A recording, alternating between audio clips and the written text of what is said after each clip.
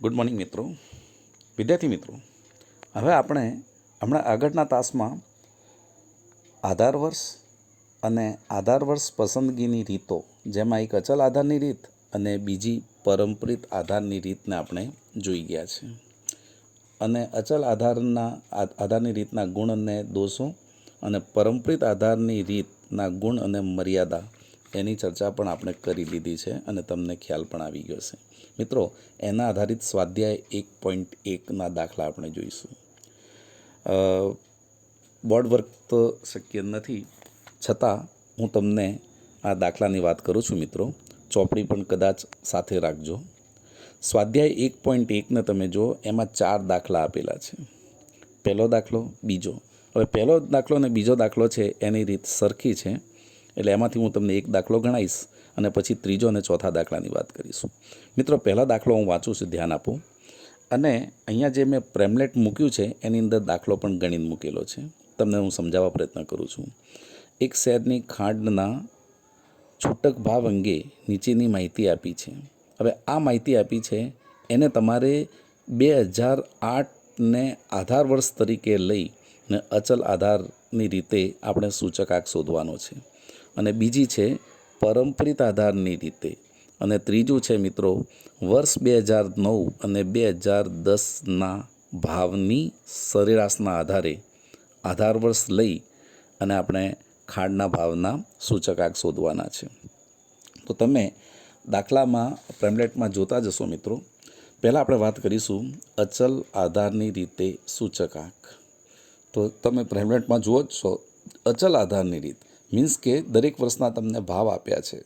જો 2008નો ભાવ છે 28 રૂપિયા, 2009ના 28.5, 2010ના 29.5, 2011ના આ રીતે ભાવ આપેલા છે. હવે આપણે જે વાત કરી કે અચલ આધારની રીતે સૂચકાંક શોધવો હોય તો જે આધાર વર્ષ છે, અચલ આધારની રીતે જે આધાર વર્ષ છે એનો સૂચકાંક આપણે 100 લેવાનો છે. અને સૂચકાંકનું સૂત્ર છે ચાલુ વર્ષના ભાવ ભાગ્યા આધાર વર્ષના ભાવ ગુણ્યા 100. એટલે તમે અહીંયા જોતા હશો 2008 માટે સૂચકાંક શું હોઈ શકે? તો ચાલુ વર્ષના ભાવ 28 છે, બરાબર? એટલે કે 28 ભાગ્યા 28 ગુણ્યા 100, બરાબર. પછી 2009 માટે જુઓ તમે, તો વર્તમાન વર્ષ છે, વર્તમાન ભાવ છે 28.5, બરાબર. અને અચલ આધાર તરીકે તમારે 2008ના ભાવ દરેક વર્ષ માટે લેવાના છે. એટલે 2009માં વર્તમાન ભાવ 28.5 ભાગ્યા 2008નો આધાર વર્ષનો ભાવ છે 28 ગુણ્યા 100. એટલે એને તમે ભાગાકાર ગુણાકાર કરતાં 101.79 એટલે કે 79 આવે છે. એ જ રીતે 2010ની વાત કરો તો 2010ના વર્તમાન ભાવ છે 29.5 અને આધાર વર્ષ તરીકે આપણે 2008નો ભાવ 28 લેવાનો છે અને ગુણ્યા 100 એટલે 105.36. તો મિત્રો, આ રીતે મેં આ દાખલો ગણ્યો છે, તમે જોતા હશો. બીજી વાત, પરંપરિત આધારની રીતે સૂચકાંક શોધવાનો છે. નોંધમાં મેં વાત કરી છે કે પરંપરિત આધારની રીતમાં પ્રથમ વર્ષનો સૂચકાંક 100 લો. હવે 2009ની વાત કરીએ છીએ પરંપરિત આધાર માટે. પ્રેમલેટમાં તમે જુઓ છો, વર્તમાન વર્ષ છે 28.5 અને એના આગળનું વર્ષ એટલે કે 2009ના આગળનું વર્ષ છે 2008 અને એનો ભાવ છે 28. એટલે 2009નો પરંપરિત આધારે સૂચકાંક શોધવા માટે વર્તમાન ભાવ 28.5 ભાગ્યા તેના આગળનું વર્ષ 2008 ને એનો ભાવ છે 28. એટલે 28.5 ભાગ્યા 28 ગુણ્યા 100 બરાબર 101.79. એ જ રીતે ફરીવાર આપણે સમજીએ છીએ 2010ના માટે પરંપરિત આધારે સૂચકાંક.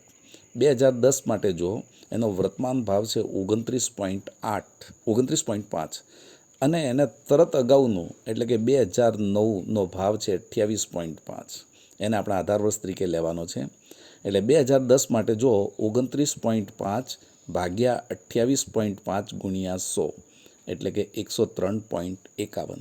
સેમ આ જ રીતે 2011 માટે પરંપરિત આધારે સૂચકાંક શોધવા માટે 2011નો એટલે કે વર્તમાન ભાવ છે 30 રૂપિયા ને તેને અગાઉનું એટલે કે 2010નો ભાવ છે 29.5 એટલે કે 30/29.5 ગુણ્યા 100 બરાબર 101.69. મિત્રો તમે જોતા હશો અચલ આધારની રીતમાં તમે જો 2008ને આધાર વર્ષ તરીકે લેવાનો છે, એટલે દરેક આધાર વર્ષમાં 28 ભાવ મૂકેલા છે. અને પરંપરિત આધારની રીતમાં દરેક વર્ષ માટે તેને આગળના વર્ષના ભાવને આધાર વર્ષ તરીકે લીધા છે, એટલે કે દરેક વર્ષે આધાર વર્ષ બદલાય છે. મિત્રો ત્રીજી વાત છે 2009 અને 2010ના ભાવની સરેરાશના આધારે સૂચકાંક શોધવાનો છે. ત્રીજી વાત છે તો એમાં 2009ના ભાવ છે 28.5 અને 2010ના ભાવ છે 29.5. તો આ બંનેનો સરવાળો કરી અને 2 વડે ભાગાકાર કરી ને એની સરેરાશ શોધી છે 29. તો હવે અહીંયા આપણે 2009 અને 2010ની સરેરાશના આધારે સૂચકાંક શોધવા માટે આપણે દરેક વર્તમાન ભાવની નીચે 29 જે આપણે સરેરાશ શોધી છે એને આપણે આધાર વર્ષ તરીકે લઈશું. તો તમે પ્રેમલેટમાં જુઓ મિત્રો 2008 માટે 28/29 ગુણ્યા 100 એટલે 96.55. એ જ રીતે 2009 માટે વર્તમાન ભાવ છે 28.5/29. સરેરાશ ભાવ એટલે કે દરેકની અંદર આપણે આધાર વર્ષ તરીકે 29 છે એ સરખી રીતે લઈશું. તો 2009 માટે જો 28.5/29 ગુણ્યા 100 બરાબર 98.28. એ જ રીતે 2010 માટે વર્તમાન ભાવ છે 29.5, તો 29.5/29 ગુણ્યા 100 બરાબર 101.72. તો મિત્રો આ રીતે આપણે દરેક વર્ષના ભાવ શોધીશું. તો અહીંયા મેં ત્રીજા દાખલાની વાત પૂરી કરી છે. તમને ખ્યાલ આવી જ ગયો હશે એવી અપેક્ષા છે. Thank you.